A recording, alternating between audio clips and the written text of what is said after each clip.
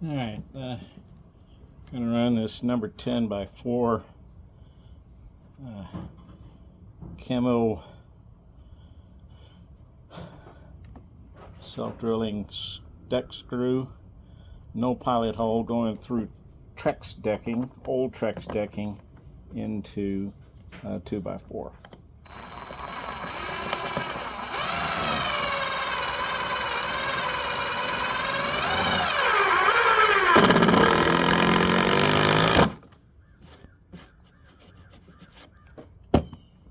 And it's gone.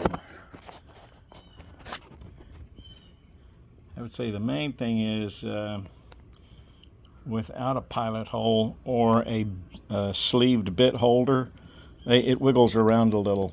The star drive doesn't hold the screw head securely, but it certainly goes in okay, and it's a beefy screw. That's it.